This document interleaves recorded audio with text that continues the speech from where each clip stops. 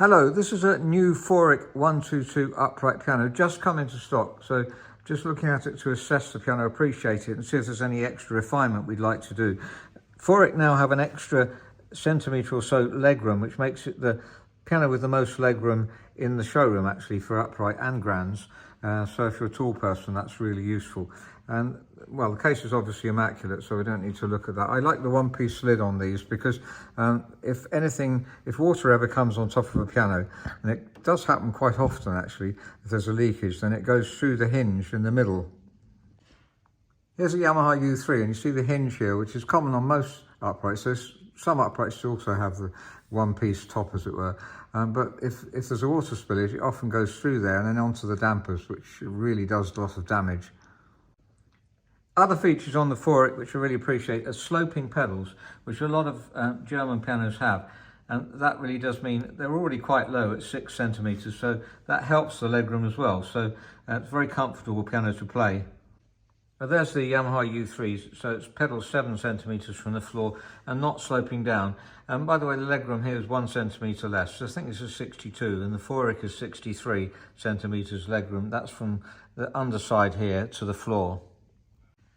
Now, there's lots of things to say about the difference between this and, say, Yamaha U3, and I've done specific videos comparing the two, because they are very important, I think, to know the differences. The Celeste here, by the way, takes out.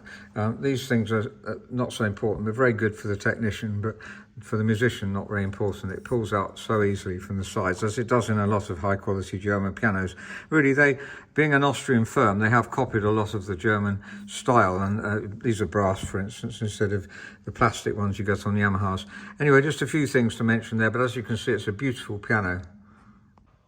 So the piano, really pleased with it. It's come in such a beautiful piano, and we sold many Feurich 122s. This is pictured at 443, which is excellent because with new strings it tends to drop, and with some new pianos we get in at 440 and it really does drop below concert, but this won't, so it'll stay above concert. We can fine-tune it. Feurich, by the way, apparently now partnering with Bechstein. One of the Bechstein technicians is in the Feurich factory, which is really good to hear, and they're starting to put Bechstein hammers on their pianos as well. The key weighting is the only thing we really need to do is even up the key weighting, which is slightly uneven, but not that bad really. 49 grams is normal for the bass. So 50, let's have a look through. Up weight of 23, that's good too. I've talked about up weight in other videos. Don't have a long time on this video, so please look up weight on our YouTube channel.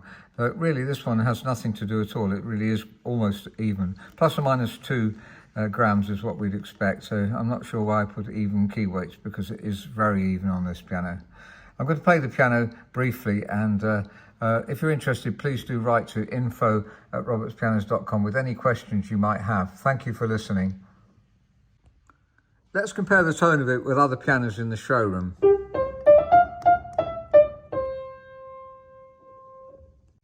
Here's the Yamaha U3, made in 1973.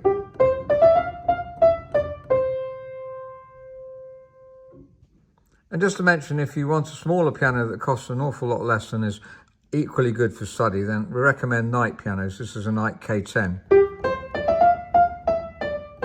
And of course, non-black too. A lot of people want non-black pianos.